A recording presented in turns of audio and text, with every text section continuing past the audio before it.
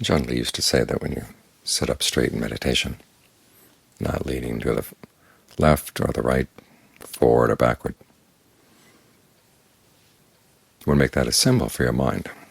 Your mind is sitting up straight too. It's not leaning forward toward the future, back toward the past, to the left to the things you like, to the right things you don't like.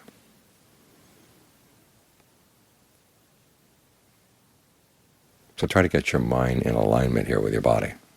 Your body's sitting right here. You want your mind to sit right here too. Don't go running off. And try to keep everything balanced. Keep the breath balanced. Experiment a bit to see what feels just right.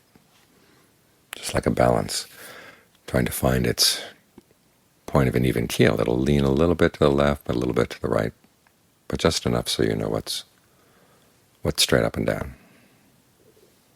Then try to keep it there. This is our point of normalcy. The mind at ease in the present moment, just being aware. Now, for most of us, that's not normalcy. Our normalcy is something else, thinking about all kinds of things all the time. But that's the normalcy of someone who's bent over or whose body is out of alignment. So try to bring things back into alignment. After all, this is a middle path. And this is the middle.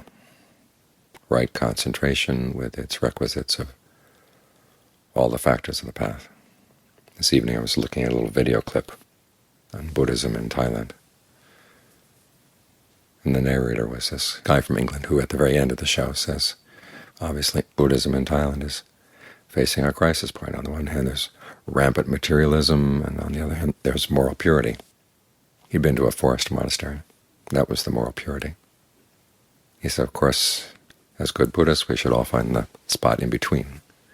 What does that mean, though? There is that phrase, just the right amount of wrong, but that's the advertising slogan for a casino hotel.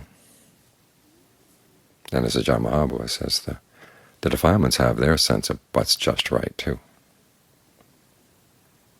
Right in the middle of the pillow, right in the middle of all kinds of activities that are actually pulling you off, out of alignment.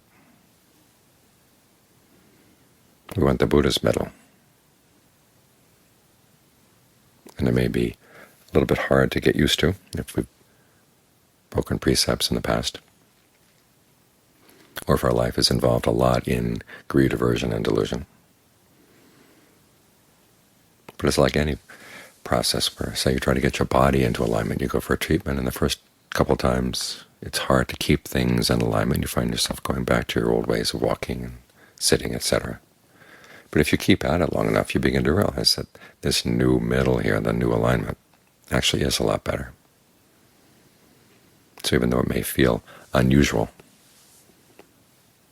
you begin to gain a sense that this is the point of just right. As for what happened in the past, what you did in the past, remember the Buddhist statement that someone who used to be heedless and then becomes heedful illumines the world, the same way that a moon at night, when it's released from the clouds, illumines the world below. In other words, don't let the clouds get in the way of your new brightness.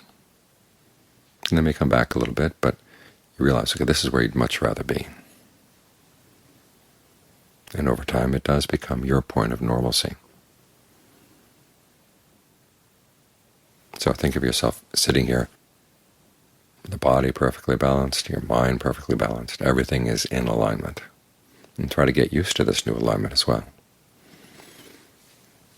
And if there are any fears that you won't be able to keep it up, well, it is natural that there are some slips, but the more time you spend at it, the easier it gets. And again, as Ajahn Mahabua said, the practice is not a chopping block waiting to execute those who give their lives to it. It actually gives you a deeper sense of well-being, a higher sense of well-being, a more secure sense of well-being. And if you're old, what you thought were normal ways of practicing, normal ways of living. So come to look at this as normalcy. This is balance.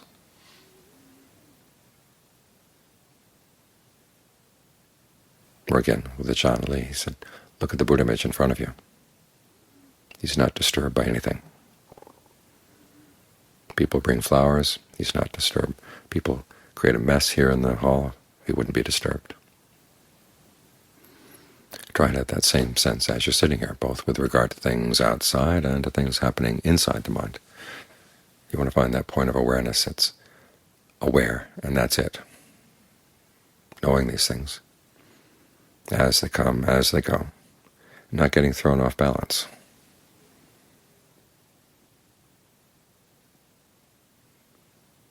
And then when you're not thrown off balance, you have a much better sense of what's up and down and what's right and left, what's something should be done, what's something that shouldn't be done. These things become a lot clearer when the mind itself is clear and at normalcy. There was that Southern writer who was one time asked why Southern writers like to write about freaks so much. And she said, because we recognize one when we see one. So you want to have that ability in your mind to notice the freaks in your own mind and recognize them.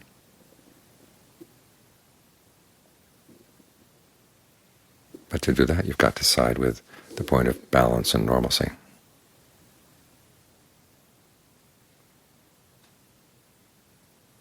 So keep working at making this your default position, the position to which the mind always returns. That's how you're able to set things straight inside.